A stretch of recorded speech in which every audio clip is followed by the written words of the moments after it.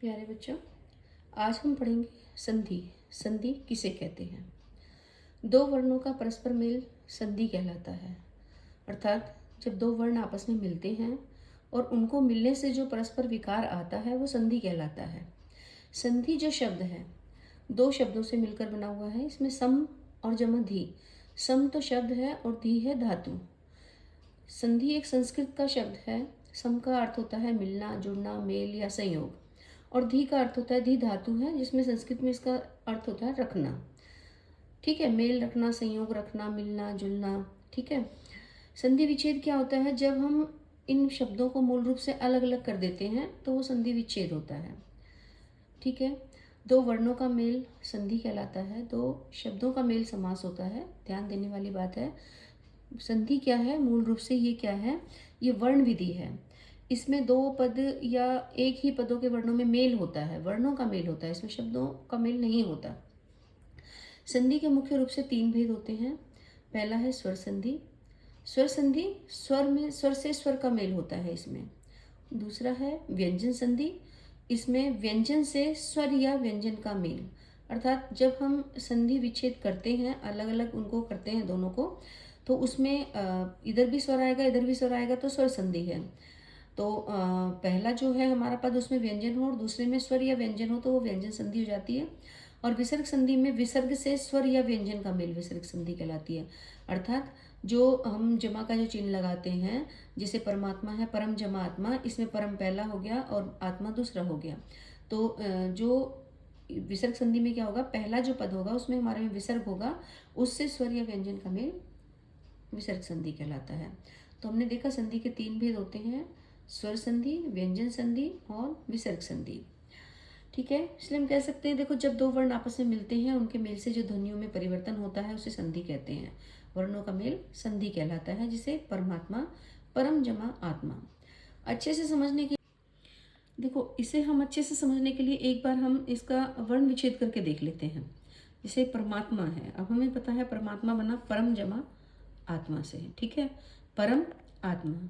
अगर हम परम का वर्ण विच्छेद करते हैं, पै हलंत जमा ए, रे हलंत जमा ए, मैं हलंत जमा ए। ठीक है। ये हो गया परम। और आत्मा हो गया आ जमा तय हलंत जमा मैं हलंत और आ। ठीक है। तो संधि हुई हमारी, ये पै ए तो मिलकर पै बन गया, रे ए मिलकर रे बन गया, ये मैं ए और आ। इसमें क्या हुआ? ए और आ का परस्पर मेल हुआ, आ। ए और आ मिलकर बन गया बड़ा आ, तो ये हो गया मैं आ माँ। तय तय क्योंकि ये आधा है इसलिए आधा रह गया, और मैं हलन जमा आ, तो ये बन गया परमात्मा, परमात्मा। और एक दो शब्द और करके देखेंगे हम। ये शब्द है पुस्तकालय, तो ये बना पुस्तक जमा आलय से।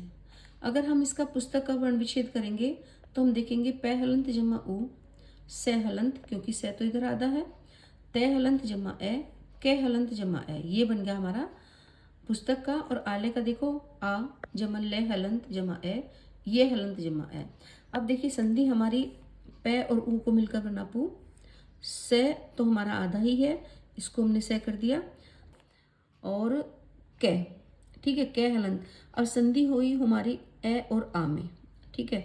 ए और आ मिलकर बन गई बड़ा आ। ठीक है।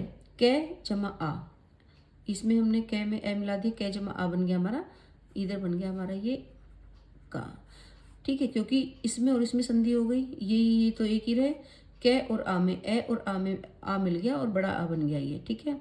तो पू से त क आ ल, ये कै और आ मिलकर क्या बना हमारा? का, पुस्तकालय। जैसे राकेश को देखो, इसका हम संधि विच्छेद करेंगे, राका जमा ईश, रे हलंत जमा आ, कै हलंत जमा आ। ठीक है। राका हो गया, ई हलंत ई और शे हलंत जमा ए। ठीक है। अब ये बन गया रा के आ का। ठीक है। इसमें क्या है? आ और ई, स्वर से स्वर का मेल, स्वर संधि। आ और ई मिलकर क्या बने? ए बन गए, ए। ठीक है। और श ए मिलकर बन गया श। तो ये बन गया रा जमा कै जमा ए, कै तो यही आ गया हमारा, और आ जमा ई मिलकर बन गए ए और श। अब कै और ए, कै हलंत जमा ए, ये हमारे बन गए के। ठीक है। यहाँ बना हमारा रा के श, क्या बन गया? राकेश। ठीक है।